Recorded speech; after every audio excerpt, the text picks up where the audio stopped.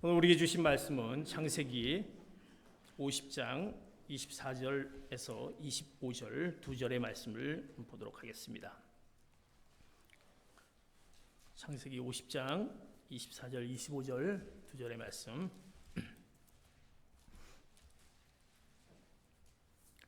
우리말 성경으로 같이 한 목소리로 말씀을 보겠습니다. 창세기 50장 24절 25절 말씀입니다. 같이 봅니다. 시작. 그런 후에 요셉이 그의 형제들에게 말했습니다. 저는 이제 죽지만 하나님께서 분명히 여러분을 돌아보셔서 여러분들을 이 땅에서 데리고 나가 아브라함과 이삭과 야곱에게 맹세하신 땅으로 인도하실 것입니다. 요셉은 이스라엘의 자손들에게 맹세시키면서 말했습니다. 하나님께서 분명히 여러분을 돌아보실 것입니다. 그러면 여러분은 제 뼈를 이곳에서 갖고 나가 주십시오. 아멘. 오늘 이 말씀은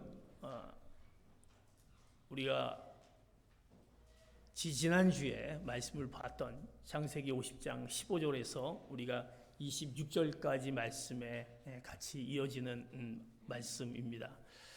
여러분들 기억나십니까? 제가 2주 전에 말씀을 했던 제목 혹시 기억나십니까? 힘든 부분이라고 할 겁니다. 어저께 일어났던 일도 또 있을 수밖에 없는 우리의 상황들인데 희망을 갖게 될 때라는 말씀을 제가 이 말씀을 통해서 쭉 보면서 우리가 희망을 갖게 될 때는 언제였습니까?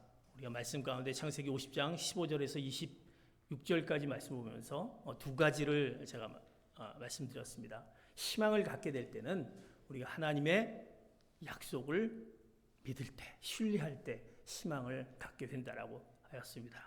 또 우리가 희망을 갖게 될 때는 하나님을 인정할 때, 늘 하나님을 의식하면서 하나님이 우리 가운데 늘 우리 옆에 계시고 또 내 마음에 계시고 어디나 계신다라는 것을 인정할 때 희망을 갖게 됩니다. 그것이 하나님이 우리에게 주신 말씀입니다. 사랑하는 성도 여러분, 한 주간 지나면서 정말 그 희망을 그런 노래하는 그 한 주간이었는지, 아니면 왜 이렇게 모든 일들이 되지 않는지, 절망 가운데, 어려움 가운데, 힘든 가운데 한 주간에 그런 삶을 혹시나 또 살고 있지 않으신지요?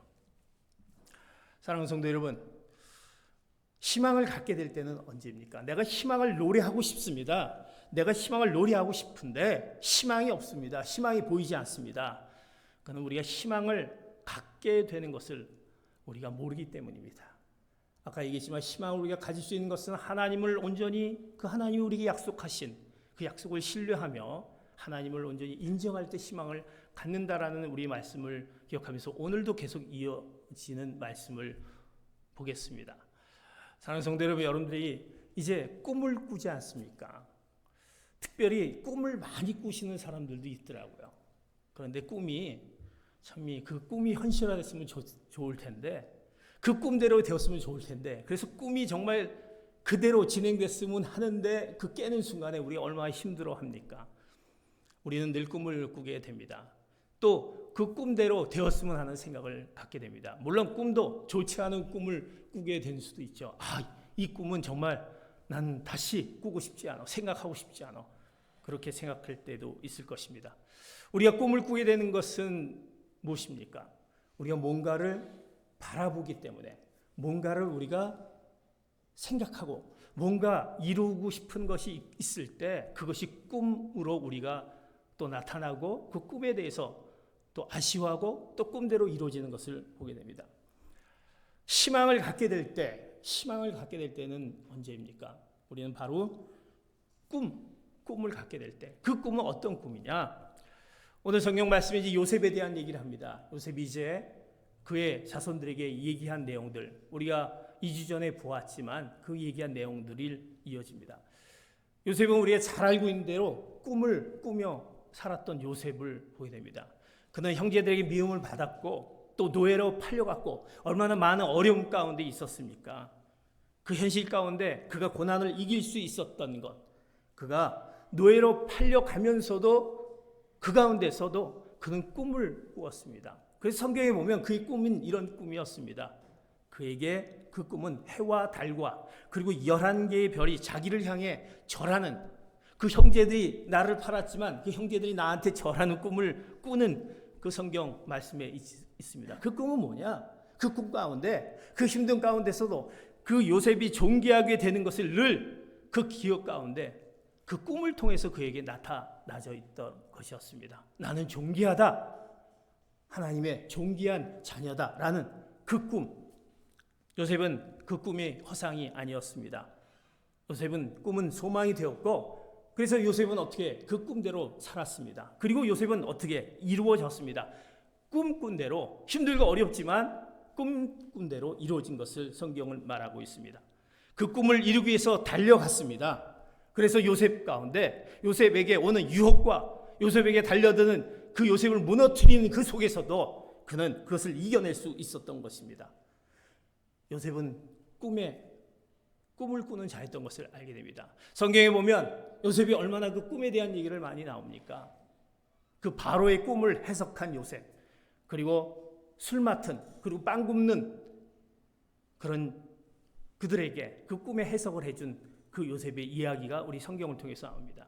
근데 요셉은 그 꿈에 대해서 그 꿈을 뭐라고 얘기하냐면, 그 꿈의 해석은 성경에 보면 하나님에게 있다라고 그가 고백하는 것을 보게 됩니다.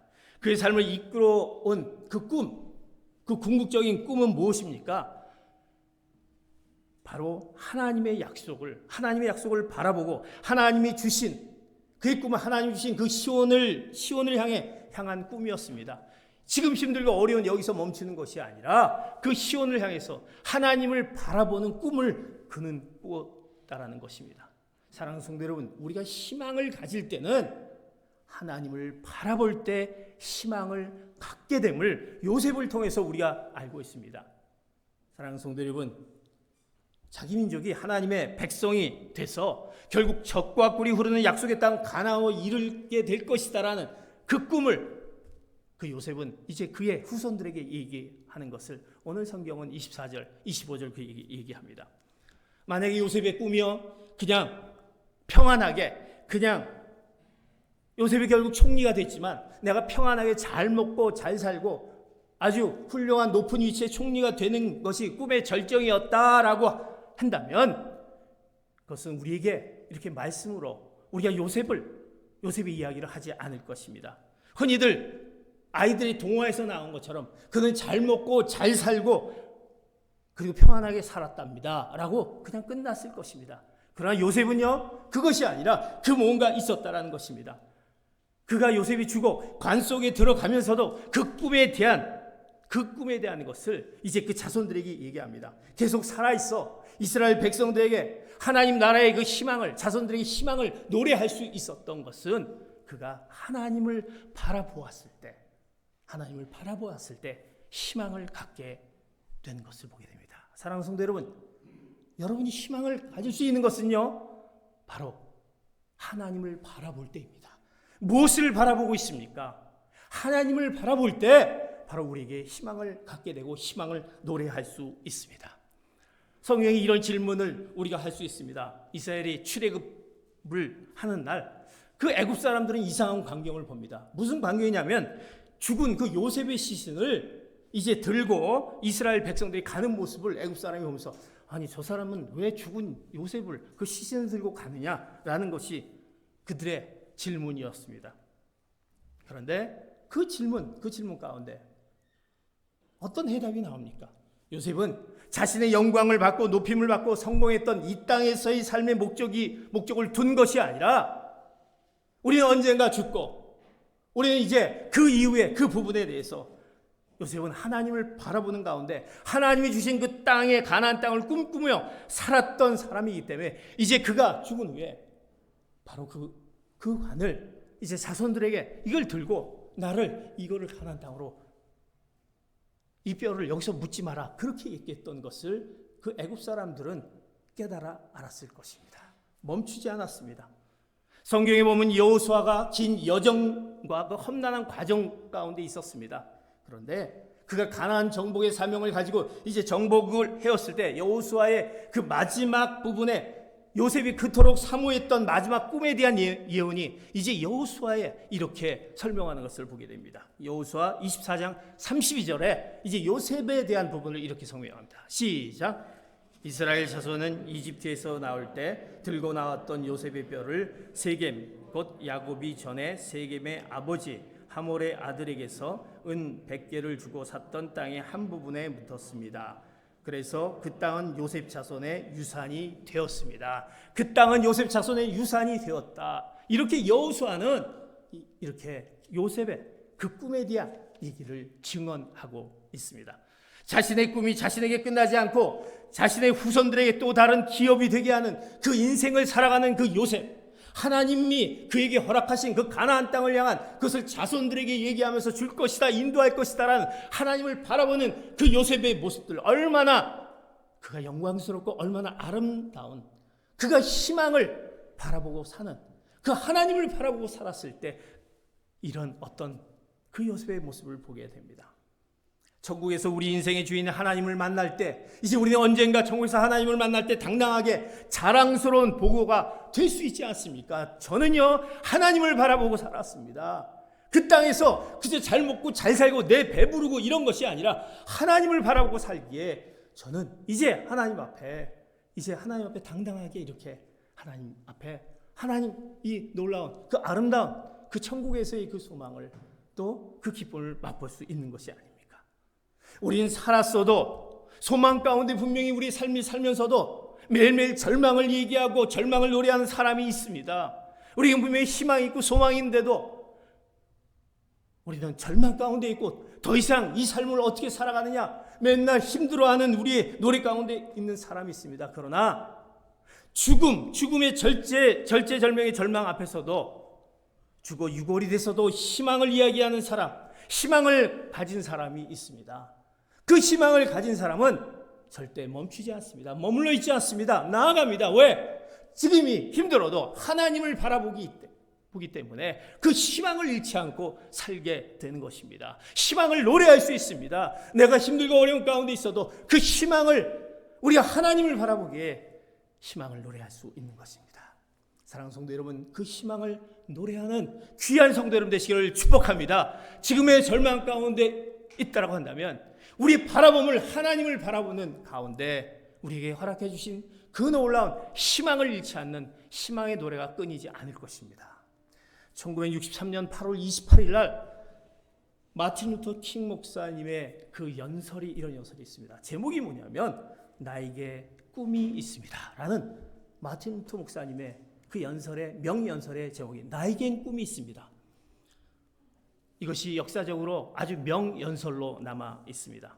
인종차별이라는 속박과 굴레 속에서 비참하게 살아온 그 흑인들의 현실을 개탄하면서 자유와 평등이라는 꿈을 제시하는 나에게 꿈이 있다라고 하면서 루터 목사님은 이렇게 얘기합니다. 오늘 나에게 꿈이 있다. 나에게 꿈이 있다. 언젠가 흑인 소년 소녀들이 언젠가 백인 소년 소녀들과 손을 잡고 형제 자매가 돼서 함께 걸어갈 수 있는 그 꿈입니다.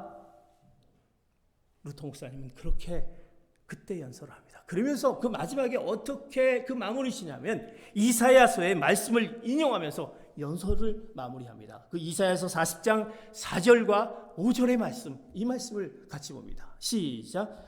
모든 골짜기는 높이고 모든 산과 언덕은 낮추고 가파른 곳은 고르게 하고 울퉁불퉁한 곳은 평지로 만들라.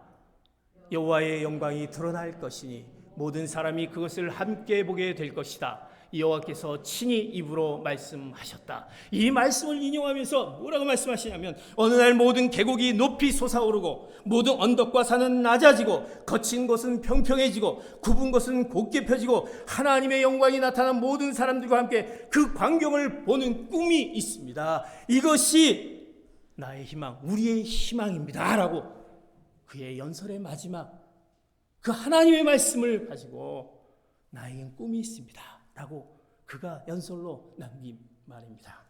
사랑하는 성도 여러분, 우리에겐 희망이 있습니다. 우리가 잘 알고 있는 모세는 어떻습니까? 모세는요, 이스라엘 민족을 이끌고 애굽만 탈출하면서 430년의 그 노예 생활의 종지부를 찍을 것이다 생각을 했습니다. 그리고 진정한 행복이 찾아올 것이다.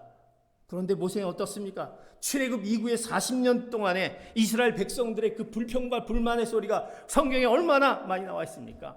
우리를 왜 이렇게 힘들게 하느냐? 마실 물이 없다, 음식이 없다. 전쟁에서 패했는데 모세를 원망합니다. 왜 우리를 이런 식으로 하게 되냐? 모세를 원망합니다. 모세는 정말 기가 막혔습니다. 낙심됩니다. 힘듭니다. 이 땅에 믿었던 배신을 당합니다. 그러나 모세가 꿋꿋하게 인생길을 걸어갈 수 있었던 것, 그 힘들고 어려운 가운데 걸어갈 수 있었던 것은 유일한 그 희망은 바로 하나님. 그가 하나님을 바라보는, 하나님을 온전히 의지하며 살아갔기 때문에 그가 그 힘든 가운데서 꿋꿋하게 걸어나갈 수 있었습니다. 모세의 삶의 초점은요, 오직 하나님에게 있었습니다. 하나님을 두고 살았기 때문에 무너지지 않았고 지치지 않았고 쓰러져도 다시 일어날 수 있었던 것입니다. 이제 사랑하는 성도 여러분, 우리에겐 하나님을 바라볼 때 절대 무너지지 않습니다. 지치지 않습니다. 우리에게 희망을 주시는 하나님이 있기에 우리는 그 하나님을 바라볼 때 우리에게 놀라운 희망의 노래를 할 수 있는 것입니다. 성경은 얘기합니다. 신명기 7장 9절, 그 하나님은 어떤 하나님인가? 이렇게 얘기합니다. 시작. 그러므로 너희 하나님 여호와께서 하나님이심을 알라. 그분은 주를 사랑하고 주의 명령을 지키는 사람들에게는 그분의 사랑의 언약을 천대까지 지키시는 믿음직하고 좋은 하나님이시다. 아멘. 사랑하는 성도 여러분, 그 하나님을 믿습니까? 하나님을 바라보십니까? 믿음직하고 그 하나님을 온전히 그 약속을 믿고 순종하며 나아가는 자들에게는, 그분의 사랑을 믿는 자들에게 천대까지 약속을 허락해 주신다는 그 하나님이 있기에 무너지지 않습니다. 절망하지 않습니다. 희망을 노래할 수 있는 것입니다. 우리가 잘 알고 있는 사무엘상에 있는 다윗의 얘기. 다윗은 어떤 자입니까? 그가 어린 나이에 왕이 되었습니다. 기름 부음을 받았습니다. 이제 왕이 됐으니까 정말 이제 너무나 행복한 그 축복의 그 삶을 살 거라고 생각하지 않습니까? 그런데 다윗은 어떻습니까? 힘듦이 옵니다. 고난과 역경이 그에게 옵니다. 잘 되면 많은 사람들이 부러워하고 또 많은 사람들이 칭찬을 하고 그랬을 거라고 생각하는데 되려 시기와 질투를 합니다. 그리고 그 사울이 그렇게 아끼던 사울이 다윗을 죽이려고 하는 달려든 그 다윗의 힘든고 어려운 가운데 있는 것을 보게 됩니다. 어떻게 보면 우리 삶 가운데 그런 것 같아요. 내가 무엇을 향해서 달려가, 이것을 향해서 달려가면 이제 그때 되면 평안할 것이다라고 생각하면서 갑니다. 모든 것이 잘 됩니다.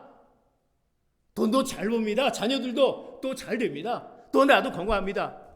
그런데 세상은 그렇지 않다라는 것입니다. 갈망했던 일들이 이루어지면 주변 사람들이 축복하고 또 그것이 뭐든가 환영할 것이라고 생각하는데 그렇지 않습니다. 시기하고 질투하고 때로는 오해를 받고 억울함을 당할 때가 있습니다. 무조건 축하를 받을 수 없다라는 것입니다. 오늘 다윗은 그 가운데 왕이 된데도 불구하고 그 가운데 그가 그 상황 가운데 그것을 이길 수 있고 대처할 수 있었던 것은 무엇입니까? 성경은 다윗의 고백을 통해서 분명히 이렇게 다윗이 고백합니다. 시편 18편 1절에서 3절까지 말씀입니다. 시작. 내 힘이 되신 여호와여, 내가 주를 사랑합니다. 여호와는 내 바위시여 내 산성이시여 나를 건져내는 분이시며 내 힘이신 내 하나님은 내가 피할 바이십니다. 내 방패 내 구원의 뿔 내 산성이십니다. 찬양받아 마땅하신 여호와를 내가 부르니 내가 내 적들로부터 구원을 받을 것입니다. 아멘. 다윗의 고백은 바로 이거였습니다. 오늘 성경이 얘기합니다. 찬양받아 마땅하신 여호와를 내가 부르니, 여호와를 내가 부르니 바로 내가 하나님을 바라보며 하나님을 온전히 의지하니 그분을 바라보니 내 적들로부터 구원을 받을 것이다. 이것이 결국 그가 그 절망 가운데 무너지지 않고 그 희망을 노래할 수 있는 다윗의 고백이었습니다.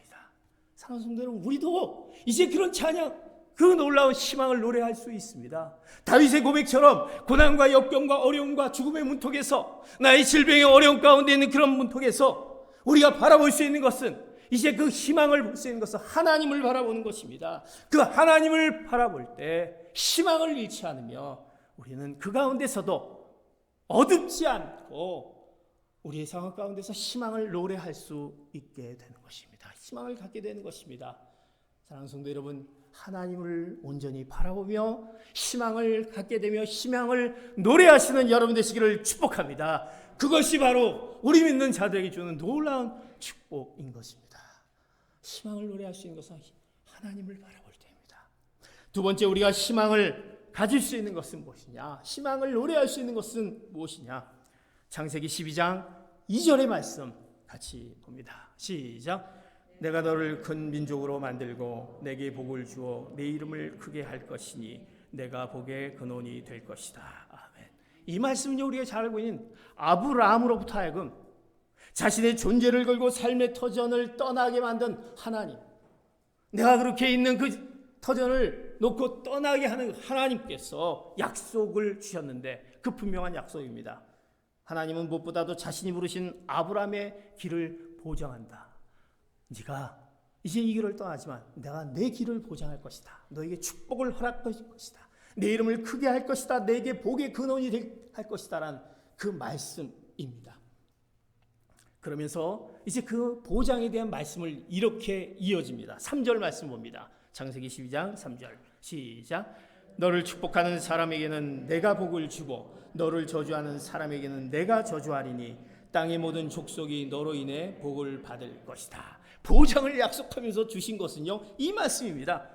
너를 이제 축복하는 사람에게는 축복을 해주고 너에게 힘들고 어려운 사람에게는 저주를 줄 것이다.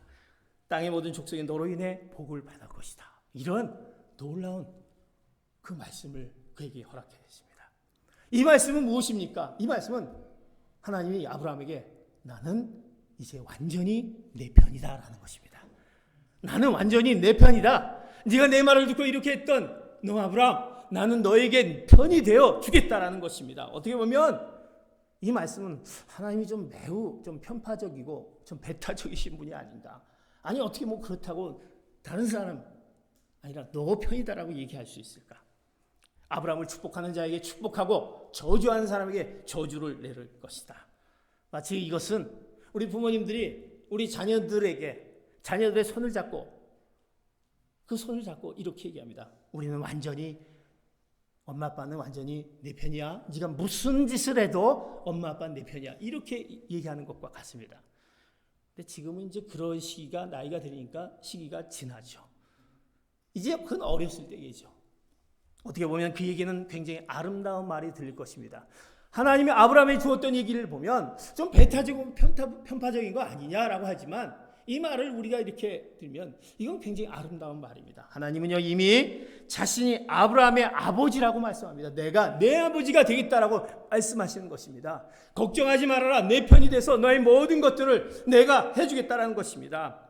더 흥미로운 사실은요, 이 본문에 보면요, 바로 축복하는 자로 되어 있는 것은 복수로 되어 있습니다. 너를 축복하는 사람은 굉장히 많은 사람들 축복할 것이다. 근데 저주하는 자는 단수로 되어 있습니다. 단수. 아브라함에 대한 약속이 이루어지는 과정은요, 하나님이 축복하실 자들은 사방에 널려 있다. 사방이 너를 축복할 것이다. 어느 사람이 이거 너를 축복할 것이다. 그러나 하나님의 약속 성취를 반대하고 저주하는 자, 오직 한 존재, 단수로 되어 있는 것은 한 존재.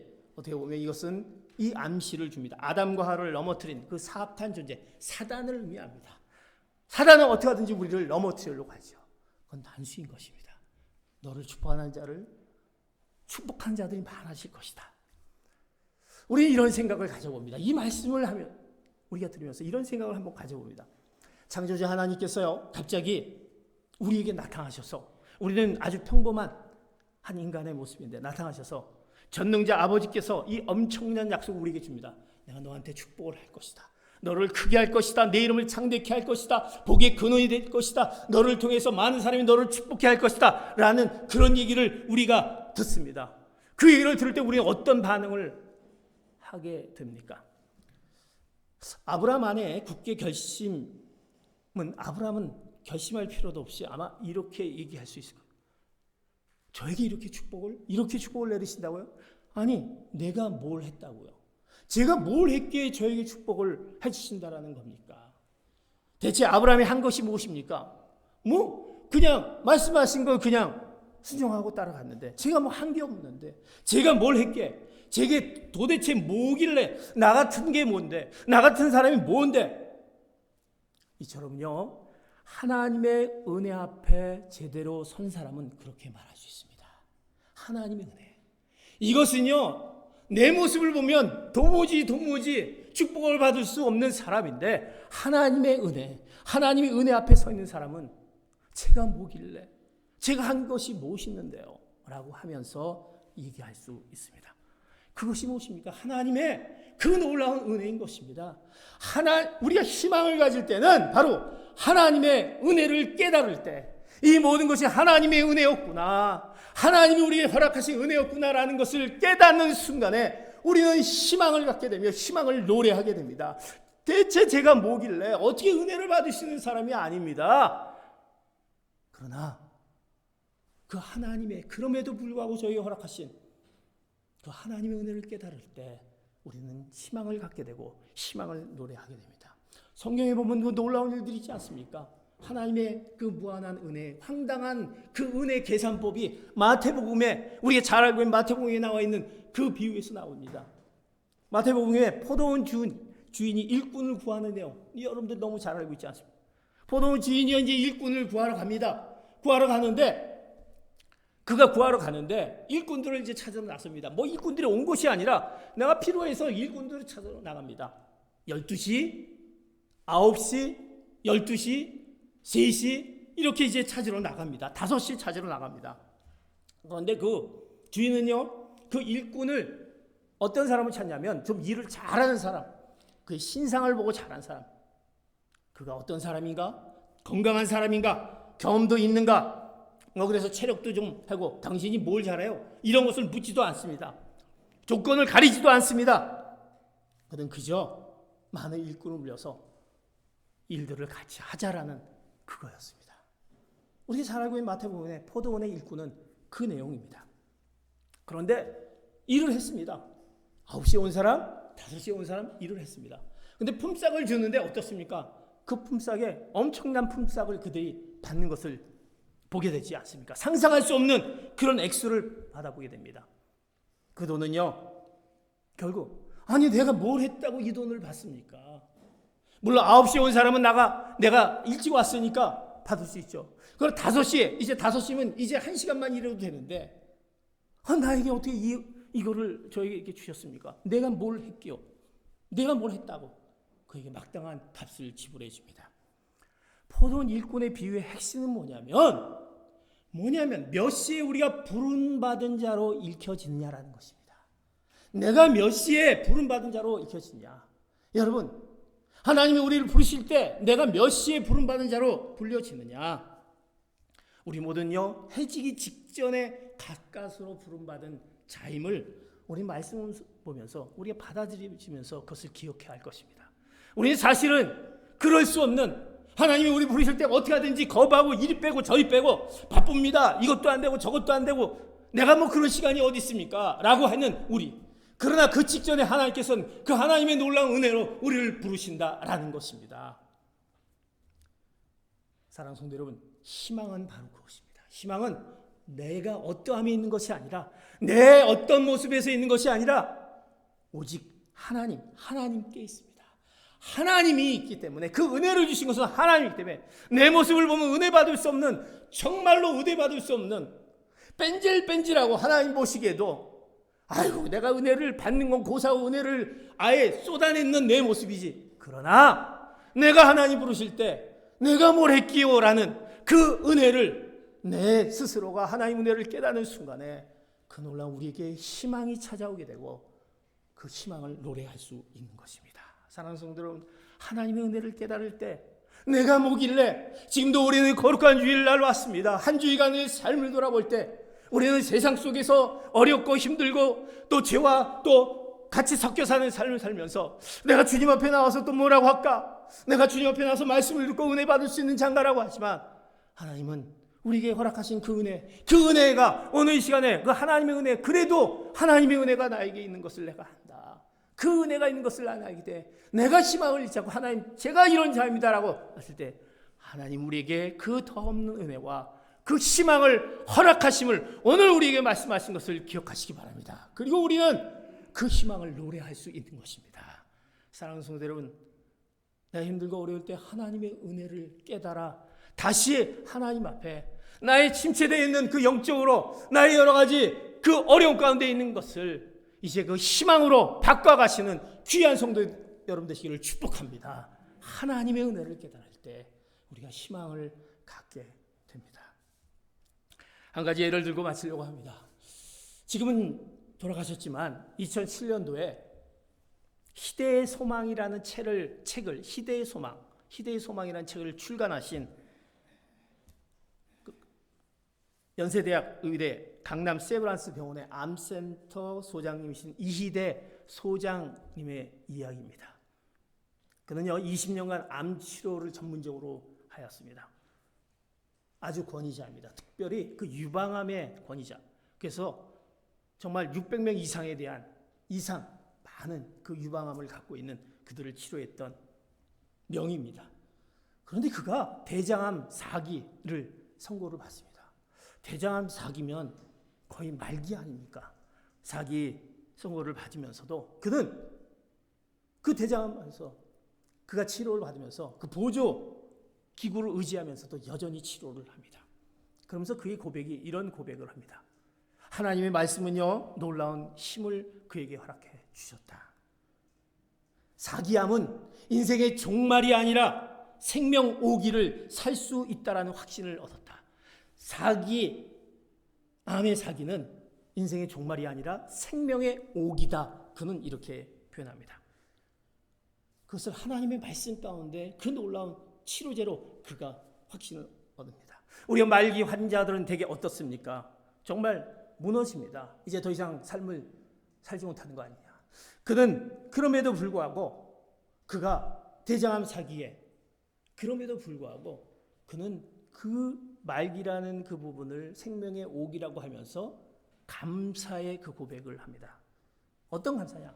그는 암이 재발해서 10번 재발하는 그 암의 그 상태가 됩니다. 가와 뼈에 암세포가 재발합니다.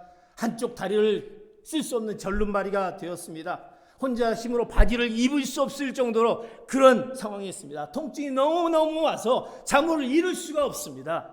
그러나 그 가운데서도 그는 감사하다라고 얘기합니다.